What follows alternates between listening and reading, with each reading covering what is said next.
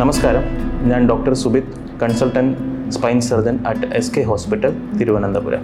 എന്താണ് endoscopic spine surgery എന്നത് നമുക്ക് എൻഡോസ്കോപ്പിക് സ്പൈൻ സർജറിയിലൂടെ തൻ്റെ വേദനയെ മറികടന്ന ഒരു പേഷ്യൻറ്റിലൂടെ നോക്കാം. മണികണ്ഠൻ എന്നൊരു പേഷ്യൻ്റ് SK ഹോസ്പിറ്റലിൽ എന്നെ സമീപിച്ചിരുന്നു. തൻ്റെ നടുവിൽ വേദന, കാലിൽ സയാറ്റിക്ക എന്നുള്ള പ്രശ്നവുമായിട്ട്. ഇപ്പോൾ നമുക്ക് എൻഡോസ്കോപ്പിക് സ്പൈൻ സർജറിയിലൂടെ പേഷ്യൻറ്റിനെ നമുക്ക് നടത്താനും തൻ്റെ ജീവിതത്തിലോട്ട് തിരിച്ചു വരാനും സാധിച്ചു. അദ്ദേഹത്തിൻ്റെ വാക്കുകൾ എന്താണെന്ന് നമുക്ക് നോക്കാം.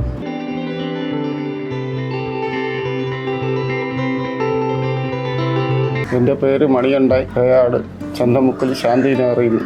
എനിക്ക് കുറുക്കിൽ നട്ടലിൻ്റെ ഡിസ്ക് പരമായിട്ടൊരു അസുഖം വന്നു. ഡിസ്ക് സ്ലിപ്പായതാണ്. ഞാനിവിടെ തിരുവനന്തപുരം SK ഹോസ്പിറ്റലിൽ സുബിത് എന്ന ഡോക്ടറിനെ സമീപിച്ചു. അദ്ദേഹം 2-3 ദിവസം ചികിത്സ തന്നു. കുറവായില്ല. അപ്പോൾ സർജറിയിലോട്ട് പോകാമോ എന്ന് കേട്ട് ഞാൻ ഉടൻ തന്നെ എൻ്റെ വേദന കൊണ്ട് അത് സമ്മതിക്കുകയും ചെയ്തു. പിറ്റേന്ന് തന്നെ അദ്ദേഹം ഓപ്പറേഷൻ ചെയ്യുകയും ചെയ്തു. ഇപ്പോൾ എനിക്ക് എഴുച്ച് നടക്കാനും വേദനയൊന്നും വലുതായിട്ടില്ല. പിന്നെ അതുപോലെ അവിടുത്തെ SK ഹോസ്പിറ്റലിലെ നേഴ്സും ബാക്കി സ്റ്റാഫ് അംഗങ്ങളും ഒക്കെ നല്ല സഹകരണമായിരുന്നു. അതിന് ഞാൻ അഭിമാനിക്കുകയാണ്. അതിന് വേറെ ബുദ്ധിമുട്ടുകളൊന്നും ഇതുവരെ എനിക്ക് സംഭവിച്ചിട്ടില്ല.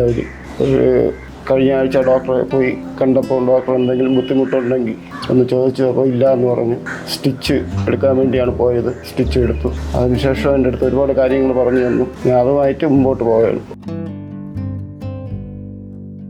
അപ്പോൾ മണികണ്ഠൻ എന്ന ആളുടെ സ്റ്റോറി നിങ്ങൾ കണ്ടിരിക്കുമല്ലോ. ഫുൾ എൻഡോസ്കോപ്പിക് സ്പൈൻ സർജറി, അതായത് യൂണിപോർട്ടൽ എൻഡോസ്കോപ്പിക് സ്പൈൻ സർജറി ആണ് നമ്മൾ മണികണ്ഠൻ എന്ന പേഷ്യൻറ്റിൽ ചെയ്തത്.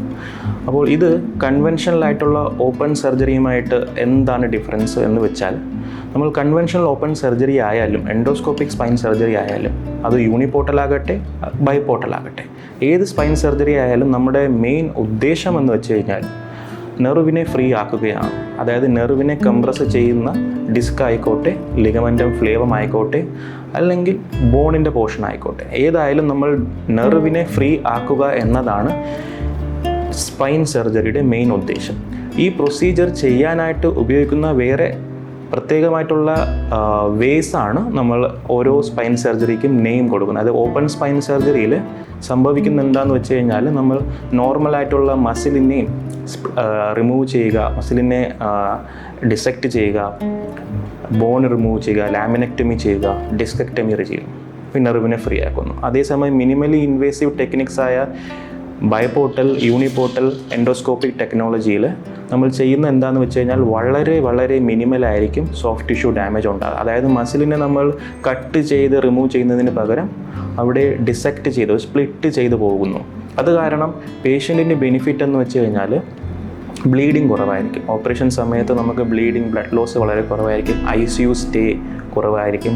പേഷ്യൻറ്റിന് സർജറിക്ക് ശേഷമുള്ള റിക്കവറി അതിവേഗം കൈവരിക്കാൻ പറ്റും. അതായത് നമ്മൾ സാധാരണ സർജറി കഴിയുമ്പോൾ നമുക്കൊരു പേടി ഉണ്ടാകും. ആ ഹോസ്പിറ്റലിൽ 4-5 ദിവസം ഹോസ്പിറ്റൽ സ്റ്റേ വേണ്ടി വരും, ICU സ്റ്റേ വേണ്ടി വരും, റിക്കവറിക്ക് സമയമെടുക്കും, ബാക്ക് പെയിൻ പോകുമോ തുടങ്ങിയുള്ള ഒരുപാട് സംശയങ്ങൾ ഉണ്ടാകാറുണ്ട്. പക്ഷേ ഇതിനെല്ലാം ഒരു ഉത്തരമാണ് എൻഡോസ്കോപ്പിക് സ്പൈൻ സർജറി. അതായത് നമുക്ക് എൻഡോസ്കോപ്പിക് സ്പൈൻ സർജറി ചെയ്യുമ്പോൾ ബ്ലഡ് ലോസ് വളരെയധികം കുറവായിരിക്കും. റിക്കവറി ടൈം, ഈ പേഷ്യൻ്റ് മണികണ്ഠനാണെങ്കിൽ നമുക്ക് അന്ന് തന്നെ നടത്തിച്ച് അടുത്ത ദിവസം നമുക്ക് ഡിസ്ചാർജ് ചെയ്യാൻ പറ്റി. അപ്പോൾ ഇത് എൻഡോസ്കോപ്പിക് സ്പൈൻ സർജറിയുടെ ഒരു അഡ്വാൻറ്റേജ് ആണ് compare to conventional open spine surgery. Due to നമുക്ക് മസിൽ ഡാമേജ് വളരെയധികം കുറവായതുകൊണ്ട് ഇത് കൈവരിക്കാൻ പറ്റും.